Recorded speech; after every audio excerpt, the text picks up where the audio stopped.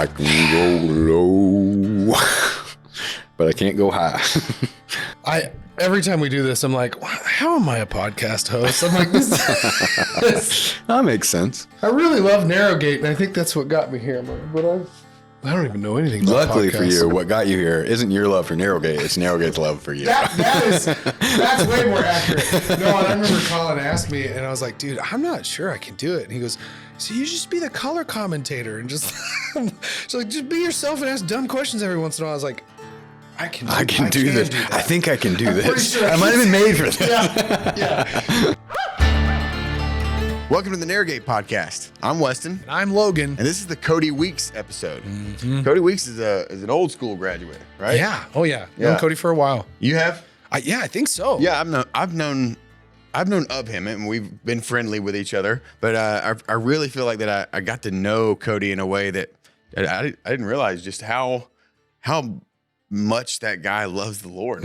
Yeah, I think as you'll soon find out right off the rip, you're going to understand that Cody is a sacrificial guy who is man, I don't want to use the word obsessed, but he clings to hearing the voice of the Lord. And man, we've got some challenging stuff to talk through, some amazing conversation to talk through, but I was personally blessed by catching up with Cody today. Absolutely.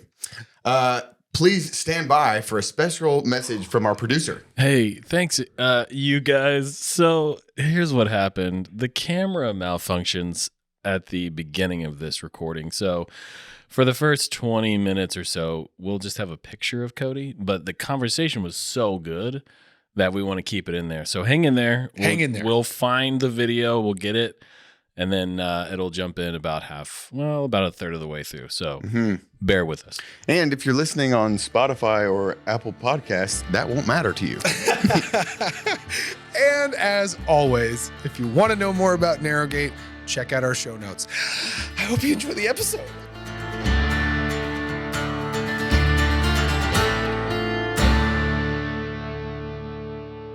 Well, Cody, man, we have made it a habit to start every podcast by asking two questions. And these are going to be two familiar questions to you.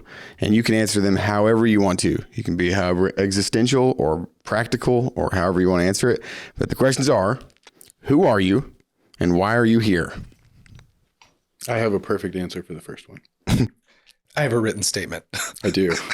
For those of you listening on the podcast, he has just pulled out his phone. That's right. We're ready for this. This is a prepared response. I'm supposed to have it memorized, so it's not so prepared. But this is my vision statement. Yeah. My personal vision statement. I am beloved. I am a man after God's own heart, a slave to the Messiah Yeshua. I love Adonai with all of my heart, with all of my soul, with all of my mind, and with all of my strength.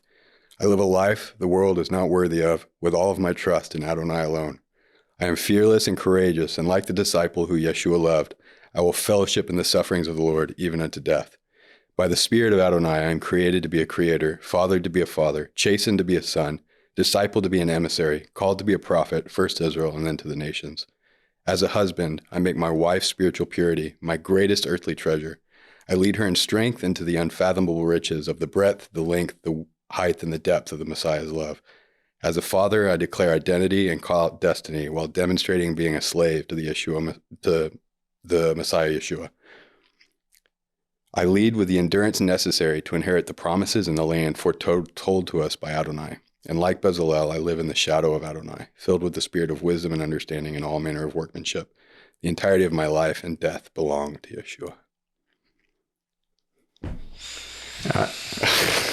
Let's just give that a moment. Let's let that settle. It would have been way nicer if I had it memorized. I don't know what I'm feeling right now. I know. And it's like amazement, but it's also like I feel there's some shame there that I don't have one of those in my pocket. Well, I don't know. I mean, you're allowed to feel shame in this place, but I don't. Thank you. The whole time you were talking, I'm feelings. like, we just cut and print. When thank you for coming is like, how do you add to that? How do you add to that? I'll tell you. I mean, I'm not the guy that thinks organizational things and the standard way that we've always done things. My wiring is always to reinvent the wheel. So I'm never content with just doing things because we've always done them. So when somebody tells me to do a vision statement, I'm like, oh, kind of like I have to deal with all of that headspace junk. But I'll tell you, the vision statement for me It's like I'm standing on a pendulum every day. And the vision statement has me tilt towards the kingdom and the voice of everything else in the world, whether it's words of man, the words of the enemy, the lies that are constantly running, have you fall towards thinking of the in your flesh, in your own nature. And so anything that helps you fall towards kingdom thinking and this thing more than anything else, it like empowers me to keep falling that way over and over. And because it reminds me who I am. Yeah. We have an enemy who loves to keep yeah. telling us who we were, who we're not, and like all of it. How long have you had that? That was vision my statement? question. That reiteration, I've had a vision statement for probably 8 years or something. I'm not great with time. That one last year in January, I did that reiteration of it. Wow. And the biggest change in that one was to make my wife's spiritual purity my greatest earthly treasure. Yeah, that stood out to me. That one hit me too. Wow. Because we got to think, all of us here, we basically have 4 roles in life. We're sons, physically, but also our Father in heaven. We're brothers to one another because we all do the will of our Father in heaven. We're husbands because we have wives, and we're fathers because we have sons. Those really are the only 4 roles that men have. And your wife is the one that's going to rub you the most, irritate you the most, challenge you the most, because she's going to know you the most. And she has the authority, not the authority, she has the ability to affect you more than almost anybody else on the planet. Yeah. Logan, I love you. Weston, I love you. If you were to say something really terrible about me, I don't really care. I would never do that. You know? Especially after hearing Never that. say never. It might sting for a second, but when your wife says something really terrible about Sure. you, how much weight and how deep it cuts. But on the other side, when your wife says, hey, I don't even agree with you right now, but I trust you, and I trust that you hear from the Lord, and I trust that you're going to follow him with your whole heart. So I'll follow you with my whole heart because I trust you enough. Yeah. Makes you run against thousands and thousands and thousands. Wow. So we've kind of come out of the gate hot here. And I don't do any I other dig way. it. No, I mean, this is perfect. I love it. This is perfect. I want to just kind of cut straight to, where did this come from? Like, where did this path, this journey towards encountering God in such a way that that you would be inspired to live your life by a vision statement like that? Like, where did that all start? It's got to be part of kind of the connections in my wirings, where I always want to reinvent the wheel. I'm not saying that's a good thing, but just the idea that I'm always willing to challenge the reason we do things, to know why are we doing them. I had a really, I became a believer when I was 18. I gave my whole life to the Lord right away. I lost a bunch of friends. My family thought I were crazy. So I came to Narrowgate within like 3 weeks of being a believer. It was like all of the stuff. I turned 18, became a believer, and came to Narrowgate. And how long ago was that? That was in 2008. 2008. Yeah. So I'm 33 now. So I had never been to church or read a Bible before then. That was like my first, just giving my whole life to the Lord.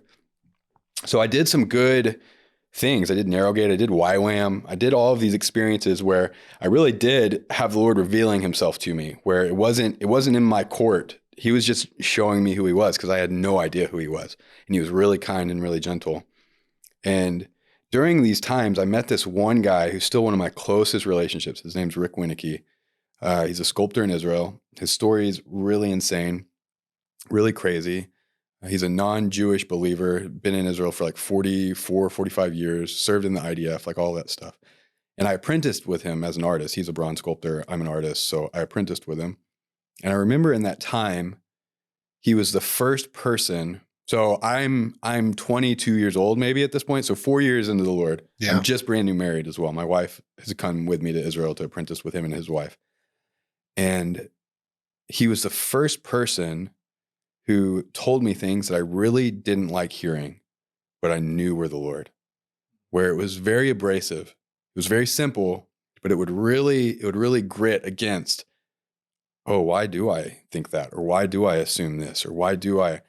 And his whole simple principle. And I've learned to also think this way, because there's this thing that the Lord says. The Lord usually says things that are very simple, but kind of hard. And then we as humans and Westerners, we love to make them really, really complex, but easy. So we like to make it sound like we know a bunch of stuff, but it also is so that it makes it a little bit easier to digest, where Jesus would say things very simply, Yeah. but usually pretty hard.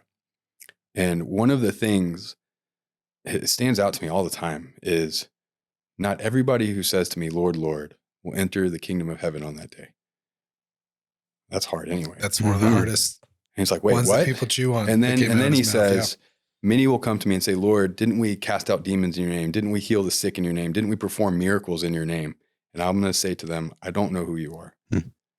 So the idea for me, when I hear that, has nothing to do with doing things.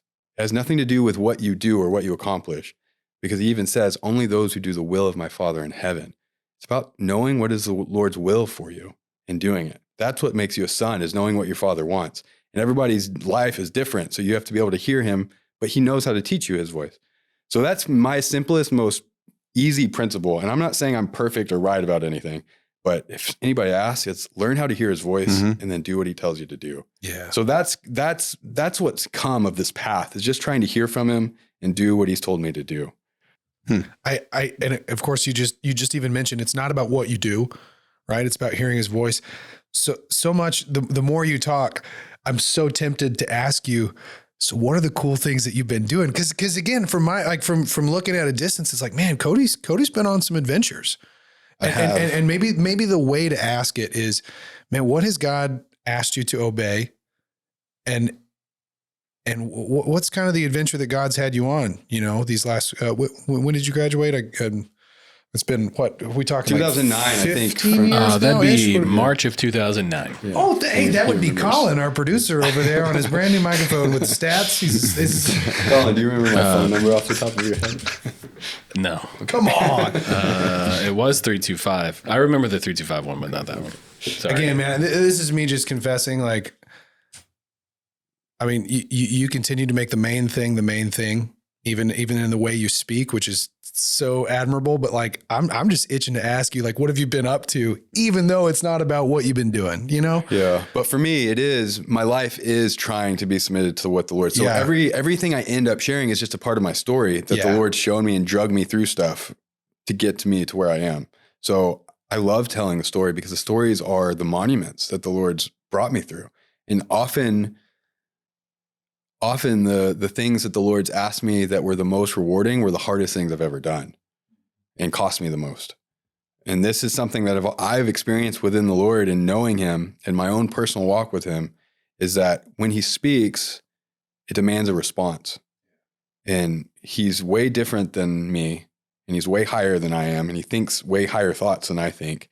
And often all of his thoughts offend my thoughts, because his ways are different. So, there's been crazy stories that have happened. Honestly, we've had miraculous stuff happen, but I can't say that they're the most joyful things that have ever happened, but I'm still excited to walk them through, because I know they lead to intimacy with the Lord. I could jump into this story in so many on points, and it could make the story however long. I think the first outside of myself encounter, because I was with Rick when this happened. So this was the first, okay, I'm willing to hear things. Rick Winicky, the sculptor in Israel. Yeah. This is when I become willing to not do what I want and realize that there's maybe a difference between my desires and the Lord's will for my life, and being willing to submit my desires to his will. And so I felt like the Lord spoke something to me in the desert, and I was all by myself. It was in this moment. So like I said, Rick is not Jewish. He's a full citizen of Israel. He's been attached to Israel for longer. He's been in Israel longer than all of the Messianic believers that I know, which I know a bunch of them, all of them. Rafi's dad and Alicia Lazarus's dad. Like, Rick's been there way long. Avi's dad, he's been there longer than all of them. And I heard the Lord tell me, Cody, I want you to tie yourself to the land and attach yourself to its people. And this is while I'm in Israel. And I mean, I'm in the desert, and the desert always feels like a place where the Lord can speak to you anyway. And I'm an artist, so deserts and artists, we always like each other anyway. And I got like this really, really soft moment where I was like, oh, that sounds amazing, Lord. And then I said, Lord, I think I want that too much, to know that it's you and not me that's saying it. So will you please, just as a son, I'm just trying, Lord, will you please confirm it to me in a way that's outside of myself, so that I can know that I'm willing to not do what I want. will you please just confirm it to me so I know I'm doing what you want? I think And I'm a that's baby, a humble you know? way to ask that question. I'm a baby, and he'll grow with you. It's not like he Yeah. always expects you to be a baby and a toddler, but I was a baby and a toddler. I was 4 years old in the Lord. That's like perfect toddler age, you know?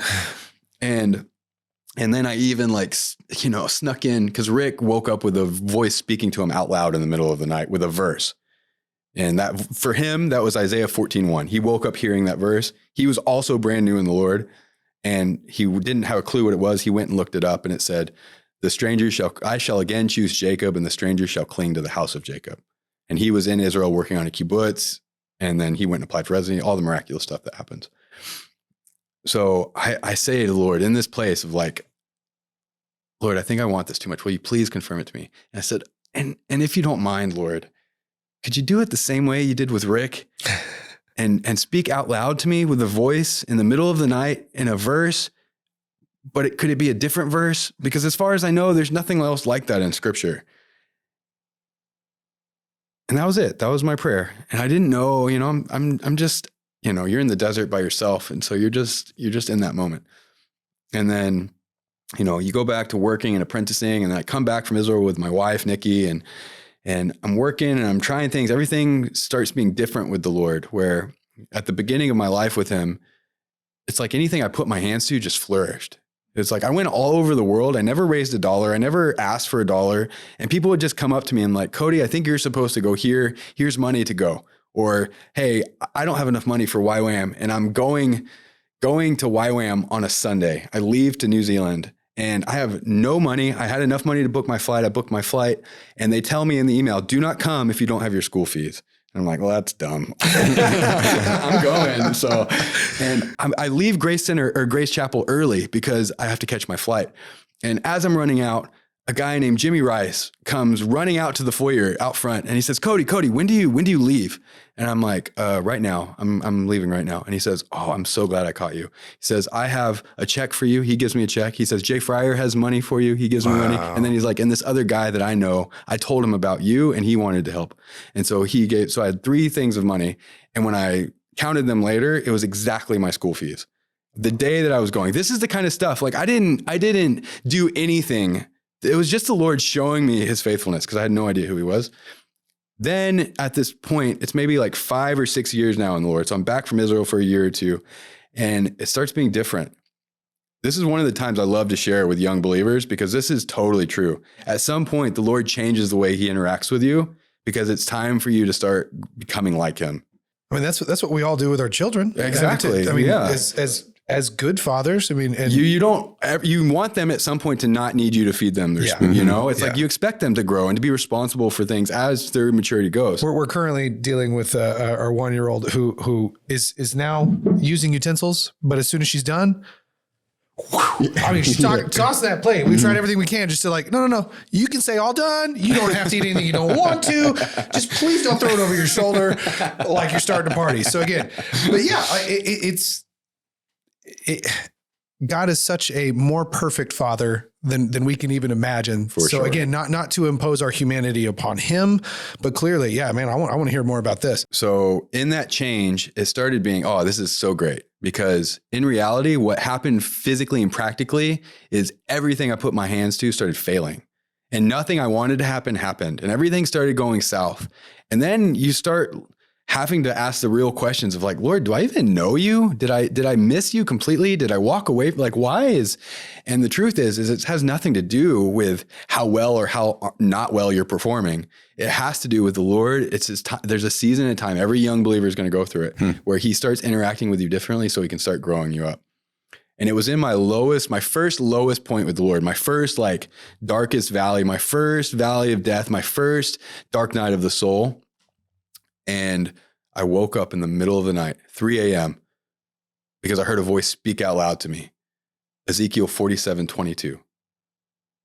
And I shoot up in bed and I'm sweating and my heart's racing because I feel like I'm so far from God. I feel like I'm doing everything to try to be near to him, but he's not responding to me. He's not speaking to me the same way.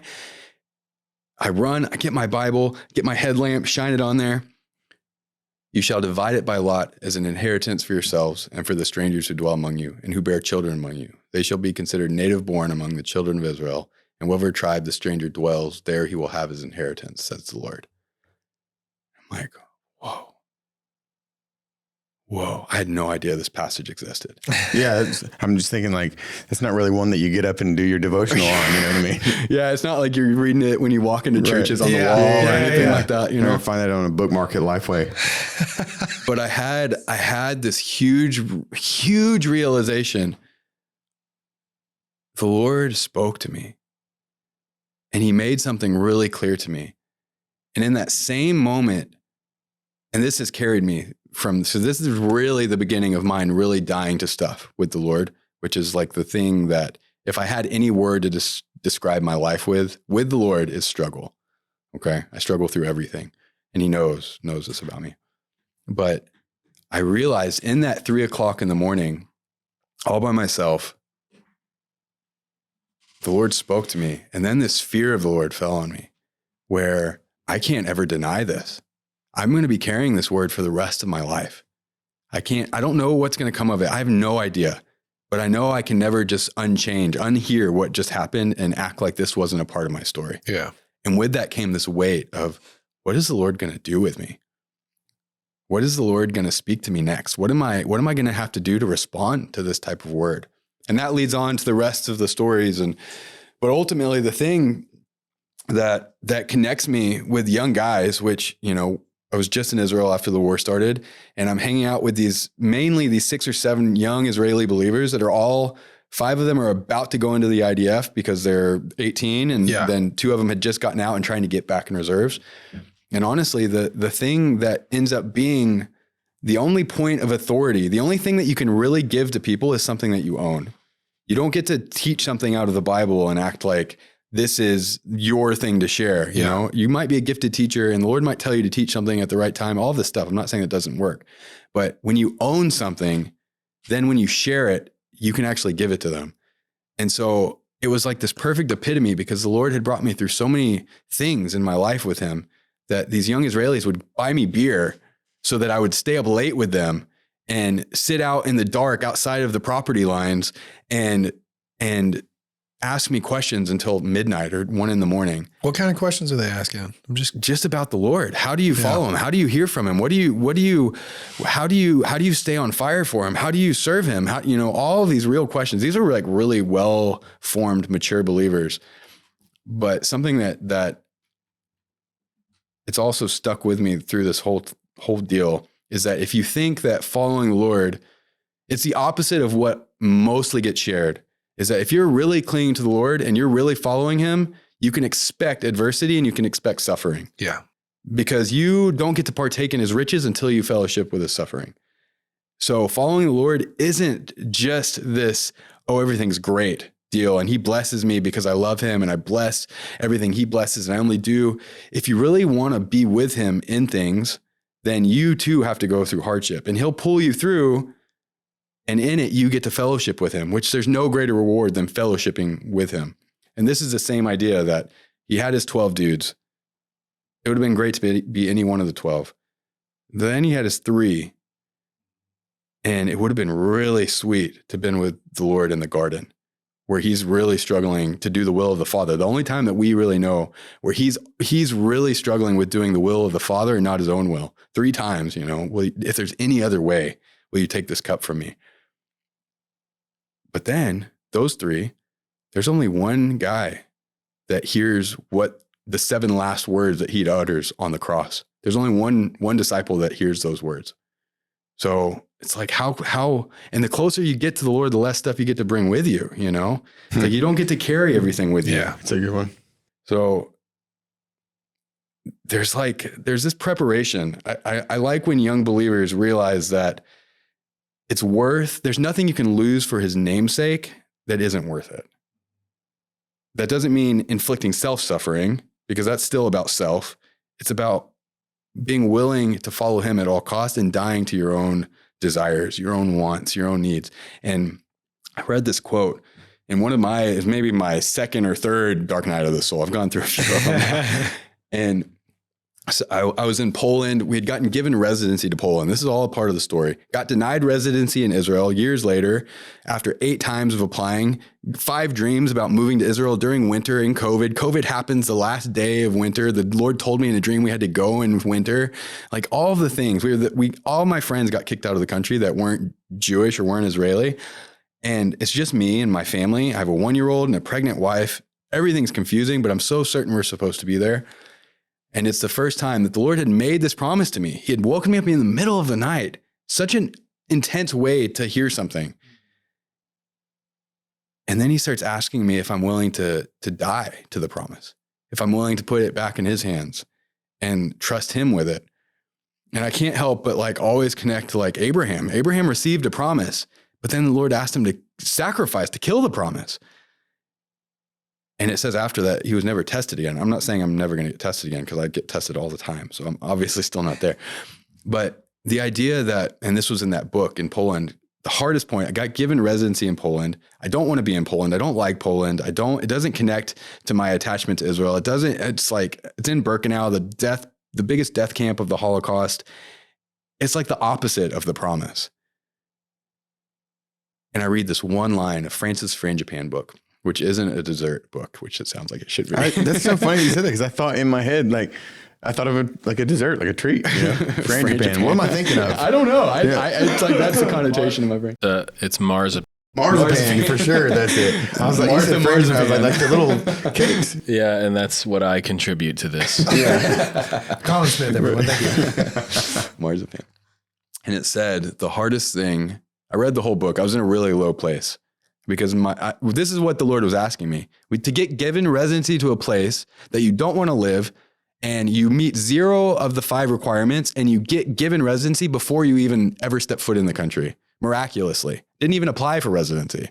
The Lord's asking me to respond, are you willing to come here? Are you willing to live in this place? So my only response is, okay, we'll go. So we go to Poland. I hate it. It's so hard. It's hard for my wife. It's hard for my kid. How does she respond to that? Is God giving her a similar call or some kind of, is she just trusting in you? At this point, absolutely not. This is talk about like the utter, everything you think you know gets shaken. And you're battling with like, why is this so outside of me? And why does my wife not think it's the Lord at all? She's willing to still go with me because she's amazing. And she trusts me enough to know that I don't just do what I want to do. This is at some point I have to get to the principles of death before the Lord, because it's a position you have to be in as a leader of your family. Maybe that's the next thing I'll jump into. Sure. But in this book, Lowest Place on the Planet, Lord, I don't want to live here. I have no idea why I'm supposed to live here. I have no idea why it's hard for my family. I have no idea for anything. All I have is questions. I have no answers.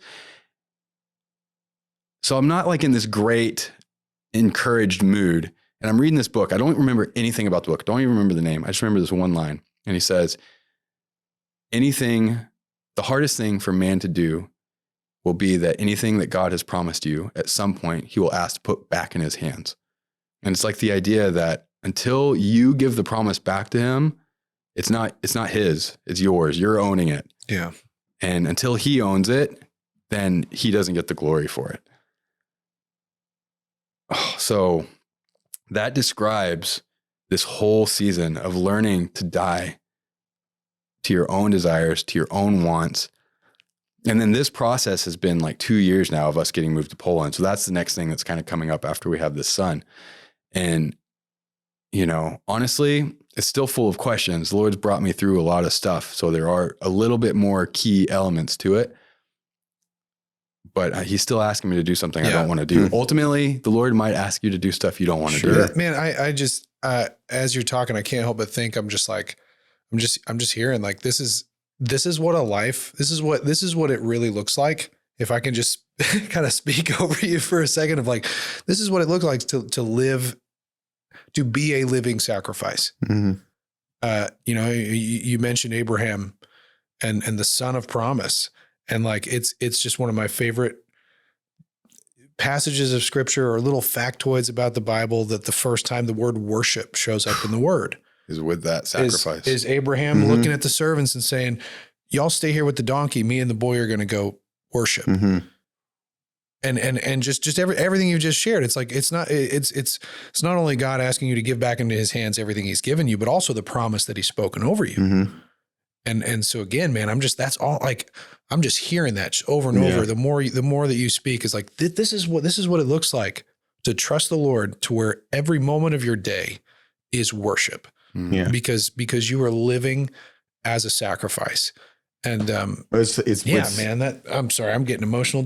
It's what it looks like to actually like follow Jesus. You know, that's one of those like phrases that kind of comes up, and it just, gets said so much, like, I follow Jesus. But if you're following Jesus, that means that he's going somewhere, and you're not asking for directions. You're not, you're not calling out and saying, do I go right or left? You just go where he goes. My feet feel all planted where they are. Like, how weird would it be? How weird would it be if we were going on a hike and I was walking in front and I turned left at this fork in the road, and then I turned around and I said, hey, turn left. Yeah. That would be weird. It's like, no, you just, and I'm saying, cool. Yeah. You're like, yeah, I didn't need you to say that. I'm just going to go where you go. And that's what you're doing. You're not, you're not asking for these, step-by-step instructions. Like, God, where do you want me to go? God, what do you want me to do? What door do you want me to walk through? You're just following him. You're going where he goes and where he calls. This is the advice I give to people because they always end up asking the question, well, how do you hear from him? It's a great question. It's a great question to ask him, and let him, because he knows how to teach his kids to hear his voice. It's one of the baby believer 101 courses is my sheep know my voice, and he'll speak to you in a way that you can hear him, and he'll make it clear. And as you go, he'll keep teaching you. But it's like one of the things that Jesus says, it's really simple, but it's not necessarily easy. And it's about following him. He says, he who wants to come after me, say no to yourself. That's the first principle, is say no to yourself. Take up your cross and follow me. It's like, if you need to start hearing him, this is always what I say. Start saying no to yourself. Just let that be, okay, I'm willing to not do something that I want. And honestly, I can't hear from the Lord if my emotions are too involved either way. And so I always have to get to the point where I'm really willing to not do what I want to do. Yeah. And like really content that I don't have to do what I want to do. And I'm really content that I might have to do what I don't want to do. I become at peace with either one of those solutions. And then I'm at a place where I can hear this still quiet voice. And I guess it kind of goes without saying, because you were a baby believer when you came to Narrowgate. But I mean, was this kind of the foundational bit for you of what that means? I mean, I feel like I was maybe like a punk high schooler when I left Narrowgate. I loved it. I always did. I was always thankful for it. And then there was like a couple years where I just like, I need to get out. I need to try my own things. And then as I started being like mid 20s, 26, 27, started getting really shaken and really tested by the Lord, I started becoming really tender and really, really thankful for my time in Narrowgate. And as I've gotten older and older, I've become even more and more and more and more thankful, because there's nothing more foundational than losing everything that you have and starting to try to follow the Lord. And that's what Narrowgate was for me. It was the first place of just dying, just getting rid of everything so that you can start trying to say no to yourself. It's like, sometimes you need to shake up your life pretty severely. And it's easy when you're young. It's easy when you're a single young guy. And then but you got to start building those monuments, because it just gets harder. The more family you start having, the harder it gets to start being willing to shake up everything. So you got to have little monuments along the way. And Narrowgate, for me, I'm so thankful for it. I tell the stories of Narrowgate, and hopefully I don't embellish them too much, but I tell them from my perspective of being true. And I remember my first 30 days at Narrowgate, I feel like I cried about everything. It was like my first place of getting out of my family environment, which was really unhealthy, really toxic family environment. Both of my parents were alcoholics. Both of them were abusive in different ways. Dad passed away when I was right out of Narrowgate. But also there's so much stuff in Narrowgate, because it was the first obedience I feel like I had the Lord. That was like really something I didn't want to do, because at the Father's Blessing at your graduation, I had desperately wanted anybody else besides my dad to do a Father's Blessing. I didn't have a clue who I would ask, but it can't be my dad, because he's just not the guy. And I felt like the Lord asked me, I want you to let your dad bless you. And I did. And I mean, I don't remember the exact dates, but I think it was like a few months after that he passed away. Wow. And it was like, Wow. and I think that grace from the Lord has rested on me because I was willing to, that honored my father was to let him bless me as Yeah. his son, you know? Yeah. Wow. So I've become super thankful for Narrowgate Yeah. over the years, more How and more. close and more were and you more. guys in your time in Narrowgate? Oh, let's Oh, I see. I don't remember that graduated at all. 07. 07 and you were Did 09? I know you when I was in Narrowgate? I'm not sure. Maybe my brother might have been a student. Josh? No? Mm-mm. I 2008? don't remember how I ever met you. I know as soon as we met though, we were like, oh, Oh, yeah. No, we've been aware of each other for. I didn't know if you guys had like a pre-existing, relationship, because I've known you for a while, but like I don't really know you, Right, You know, right. and so like I'm hearing all these stories that you're telling, and like you clearly love the Lord and you have a passion for Him and His will in your life and through your life, and so I'm curious, like. I know from personal experience that when you are passionate about something or someone, it's because of a deep, intimate, connection or experience that's happened. And for me, I know that for those who have been forgiven much, love much, Oh, big right? time. And so like, I'm curious, like before Narrowgate, you said you were a believer for like 3 weeks, Yeah. and then you came to Narrowgate. Like what happened? How did God, rescue you? Like what did he pull you out of that caused you to have such a deep love for him? If I'm really honest, my childhood was such a mess. And it can be summed up how messy it was when I was 14 years old. So first of all, my first 7 years of life weren't even in America. So I was always getting displaced. I was always outside. My dad was in the Air Force. So Where six were they? years in the UK, a year in Wow. Italy, and then bumping around in America in different places. And the longest I ever lived anywhere was when I went to high school in Abilene, Texas. I have no friends because I'm about to go into high school. So we just moved to Abilene. I have no friends. My mom has a stage of cancer the doctor said she's probably not going to live from. My dad is a non-functioning alcoholic. My grandpa has Alzheimer's and lives in my bedroom with me. And I change him at night and take care of him at nighttime. So I'm taking care of my about to die mother, who I have no emotional connection with at this point in my life. I caretake for my dad, who's a non-functioning alcoholic, who can't drive, can't work, can't do anything. It's called parental inversion. And an Alzheimer's grandfather who can't do anything for himself, can't feed himself, can't take care of himself, can't go to the bathroom by himself. And I'm 14 years old and I have no idea about anything. So drugs are involved, friends are involved, girls are involved. All of that stuff is a part of the story. And you're in a different country than you've, been in for most of your life. Yeah. And I don't even know that that's a relation point. I'm really thankful. I mean, the bottom line is I'm thankful for all this stuff that happened to me. I like rejoice over it. I'm so glad that it happened. That's such a crazy position to be in. Still sad sometimes. Sure. But I'm thankful for it because I knew that I had nothing to offer anybody. And sometimes we can like trick ourselves to think that we do have a lot to offer Sure. people. I think my greatest strength is that I am totally, totally aware of how weak I am. I know that I have nothing. And so I just have this random friend who was kind of like maybe the weird church guy, maybe a little bit too churchy for my group of friends, but he was always nice to me. I was friends with everybody. It was like, it's such a special thing to think about. I was friends with every friend group on the planet in my school. And he was really nice to me. And he told me about Jesus one day and he starts communicating things. I don't even remember the language of it, but the idea that this guy is willing to take my life, which is valued less than anything. Like I know it's worth nothing. And he'll give me his life. And the idea that somebody was willing to pay a life for a life, and I knew mine was worthless. So why does this guy want to pay for my life? So my greatest strength as a believer is it's really easy. I came into this thing with nothing. I'm just glad to be at the party. Like to fall back to the place of gratitude, like he gave me everything and I had nothing. So I don't need anything to be content. If he never does anything else for me ever again, it's enough. There's a song that you sing in Hebrew culture called Dayenu. And what that word means is it's enough. And you go through all the stories of the children of Israel and all the stuff that Adonai did, bringing them out of Egypt and through the desert and through the wilderness and into their enemy's territory.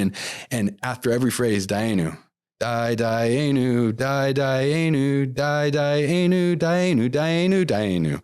It's like what it's saying is, if he had only done this, it was enough. If he had only taken us out of Egypt, it's enough. If he had only pulled us through the wilderness, it's enough. If he had only brought us into the promised land, it's enough. So for me, if he had only ever just plucked me and saw value in me and paid for me, it's enough. I don't need anything else.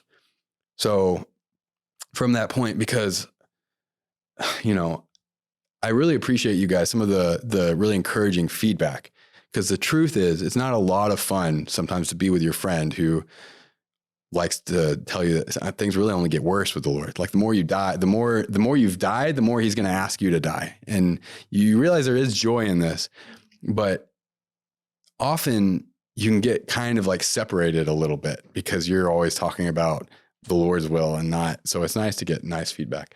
But the bottom line is, I'm just really thankful. Well, dude, I mean, you are an inspiration to me, just sitting there, like to hear somebody so articulately, I can't even, how ironic is that? I can't articulate the word articulate.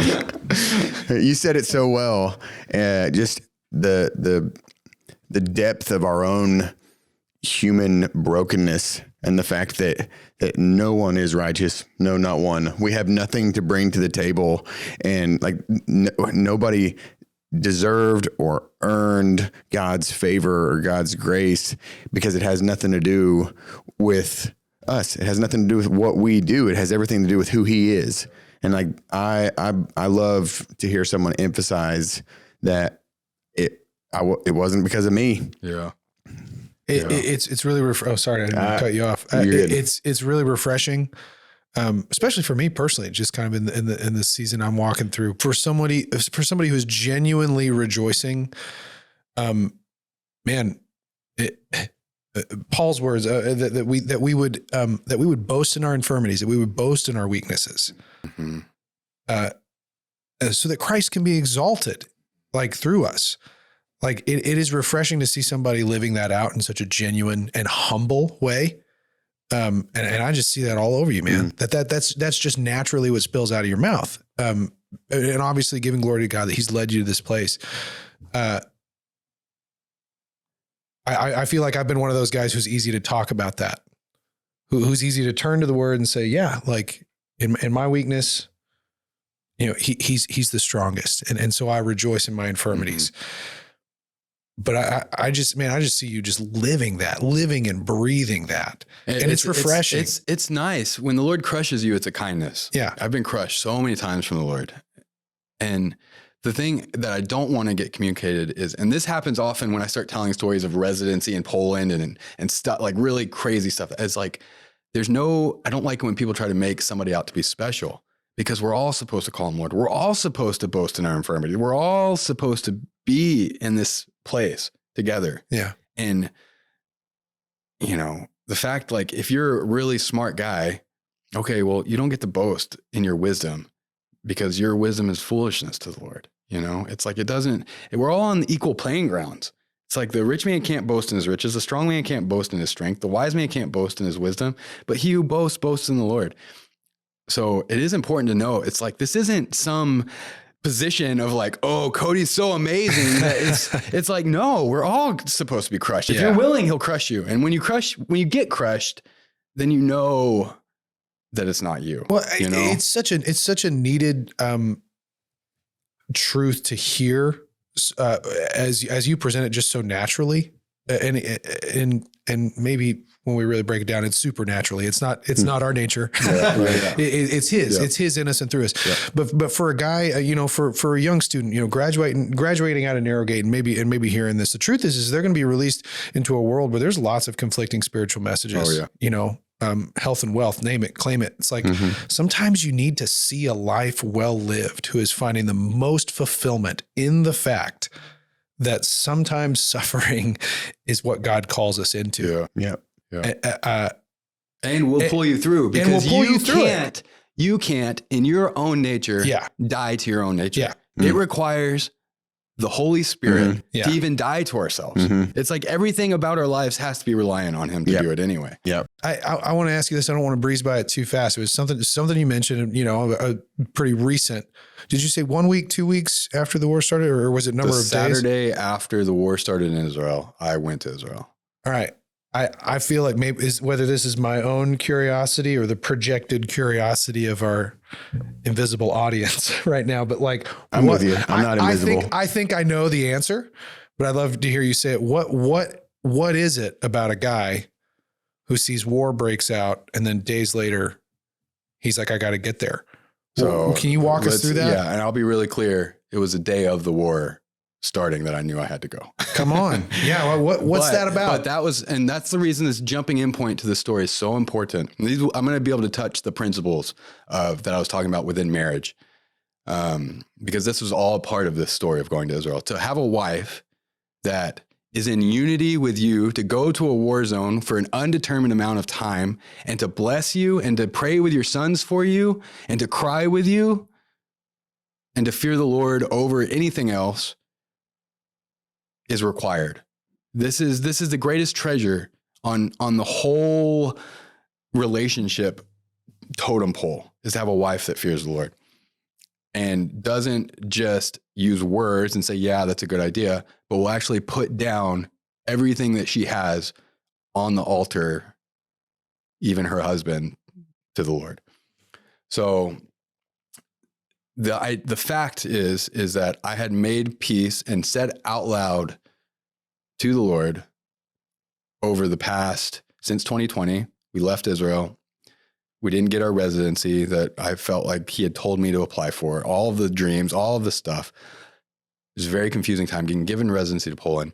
And over those years, I died to the promise that I have in Israel. I've died to this promise.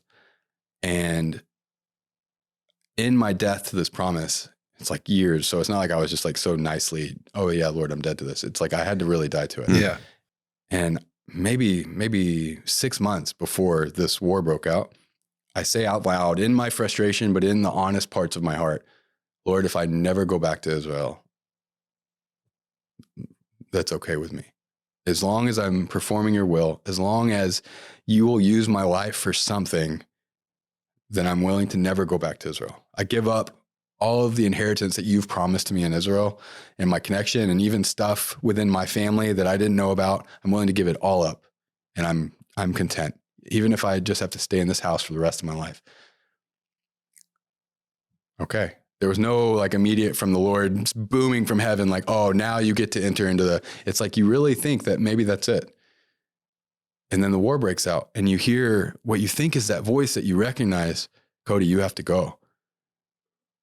And I'm like, whoa, Lord, I said I would never go again if you didn't want me to. So I think I'm hearing from you.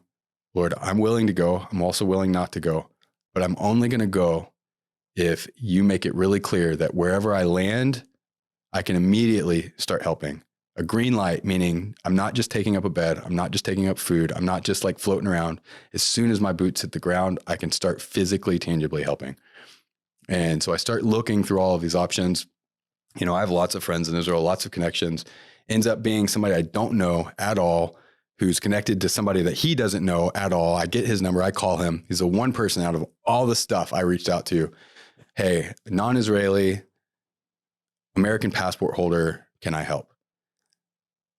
Give him my skill set, which isn't really that great.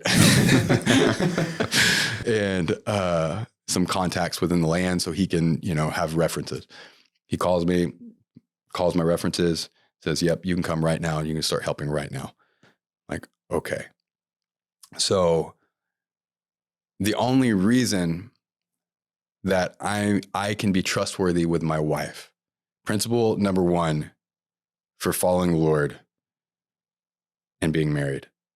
The reason I can be trustworthy with my wife that, hey, I think the Lord's telling me to go to Israel and I don't know for how long, is because I know that I'm willing to not go. I've died to the promise. I've died to a destiny. I don't need anything from this to fulfill any part of me. because I'm totally content to do whatever the Lord says, whether it's something I really don't want to do or it's something I do want to do. It makes no difference to me.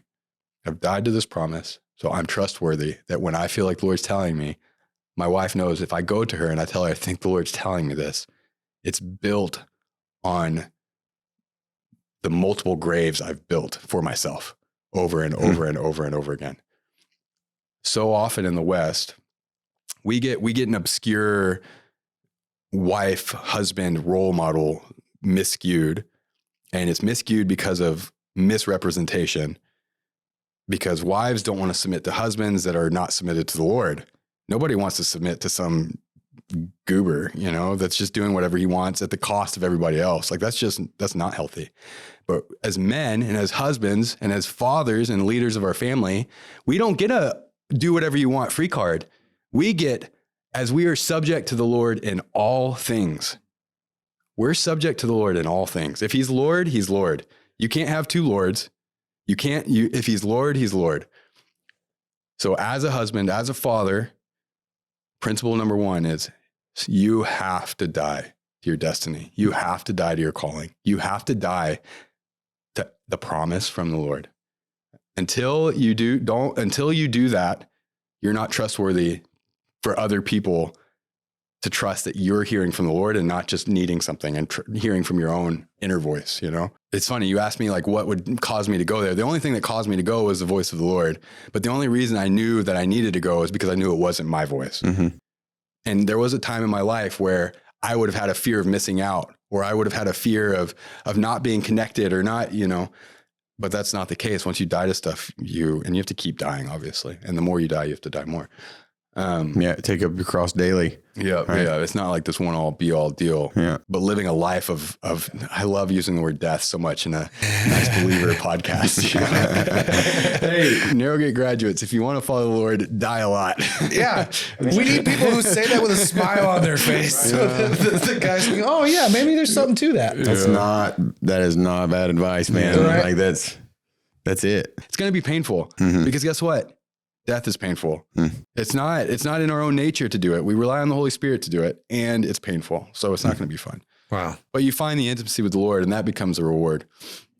So I end up going to Israel. I'm in Israel, undetermined, unplanned, didn't even know this. But when I got back, my friends were telling me that they counted the days I was gone. And I left on one day and I came back on the 42nd day. And so I was in Israel for 40 days exactly. Wow. Which is cool. I love when stuff like that happens. Yeah. and honestly, I've been in times, it was several times in my life now, but it's like, I knew from the moment that I got to the airport, first of all, I'm the only non-Israeli passport holder on the whole airplane. They're repatriation flights. They're not like normal flights. I'm the only non-Israeli passport. I don't know if they're even going to let me on the plane. These are all the things that are like, come with trying to follow the Lord, is you don't really get the whole picture right away. But I know from the first Israeli that I meet, who's still my friend, Asaf, he's still an amazing, we still talk. He's going back to Israel now. He did 100 days of reserve duty and he's going back. He's like such an amazing guy. He has a 2-month-old son, married, and he had to go to Israel with a 2-month-old son to be on reserves for 100 days. So you're talking about over 3 months. He's in reserve. So for him to then find out that this believer in Jesus has a pregnant wife and 2 sons, and he doesn't have to go back for reserve duty, just like he doesn't have to, but he's Israeli. So he's like, oh, I have to. And I'm a believer. And somehow you're saying you have to also go. It's like we're instant brothers, like instantly. It's like there's a common loss and so for me, I was so accepted and so loved by all of these non-believing Israelis. They loved me because they saw that there was a cost associated with me going. The believers loved me, but they didn't really relate to the cost. They related to the promise and to the prophetic and to, the Lord speaking and you responding. But the idea that you are in a place at an appointed place at an appointed time, and I've had it before, but I was so confident. For the exact days that I was there, I was exactly where I was supposed to be. And I knew the Lord had put me there for just those moments. And there's all sorts of cool stuff that was like outside of myself that I ended up, like, the place that I was in it's in the first agricultural settlement of all of Israel called Petah Tikva, 1878. It was bought by the Zionists, started as a citrus farm, tried to remove the marshlands. It was the very first place that was tried to be settled as the Jews tried to come back to the promised land. Yeah. And I get to be there at this time, which I think is like the time of them coming to be reborn spiritually. Wow. So I can go on for days and days about stuff like that too. I mean, I know we got to wrap up soon, but I just want to tell you, like, something that I really admire about you and just the heart and character that's coming out of just hearing you talk. I've been reading and studying Romans lately. I do that a lot, actually. Romans is kind of awesome, but specifically in chapter 2, Paul starts off just kind of, he's just painted this really dark picture of humanity and like the barbarians and the wicked doers in chapter 1 and all the evil, the sexually immoral and everybody. And then in chapter 2, it's like he turns over and he looks at the Jews, the believing Jews in the audience that are like, yeah, those guys definitely deserve the wrath of God. They definitely deserve punishment, get them. And then Paul's like, no, you have no room to judge. You do the same things. Yeah. And like, so I've been thinking about this idea of believers that are constantly following the laws of God so that they can please God and so that God will be happy with them and show them favor. And I'm just reminded of how that's not how God works. Like, you cannot earn more favor or more approval from God by doing a series of works. And so the thing that I admire about you is your passion for God and your commitment to follow him is not based on whether or not he blesses or whether he repays you for your good works or your holy, your set apart lifestyle. Because I feel like the problem that a lot of people get in is, it happened to me after I graduated in Arrogate. I started, I wasn't doing all the bad things that I used to do. I wasn't, drinking. I wasn't doing drugs. I wasn't partying. I was, a better person. I was getting up at 5 a.m. and reading the Bible and praying and all this stuff. And then running toward the right things for the wrong reasons. And even then it was like, I felt like it was for the right reasons. But then when something really hard happens or something really bad happens or tragic, it's like, there's this thing and it's like, well, God, what in the world? Like, I've been doing all these things and like, why is this happening? And that's such a pitfall because it puts people in the complete wrong mindset about why hard things happen. Yeah. And so just everything that you've been saying shows me that like you're not in it for an outcome. You're in it for God. He is the end. He's not a means to an end. And I really appreciate that about you, man. Thanks, man. Yeah. Yeah. I want to be that one disciple that goes all the way with him. Yeah. Yeah. Well, well, I mean, we typically, I feel like, golly, this is rich with stuff for guys to glean from, graduates or not, but we typically like to ask our guests, if you can think of kind of our target audience, which is the Narrowgate community, guys who've graduated, and again, as we've been around for as many years now, there's we're guys. In our 20th year. Hey, is this the 20th? Mm-hmm. Oh man, that 10-year party feels like it was yesterday. Mm-hmm. Anyway, sorry. So we've got guys like graduating 18, 19 years old, all the way up to guys in their 40s with families. Mm-hmm. If you can think about blessing those guys with any parting words of wisdom or encouragement, what would that be? I like what he said earlier. I know. I feel like he's already said it. Yeah, that was it. It's like the however you want to sum it up, man, or just. Yeah. I think the idea, try to hear his voice, try to do what he tells you to do. Don't hold on to anything. Be willing to let go of everything. Be willing to call him Lord over everything. And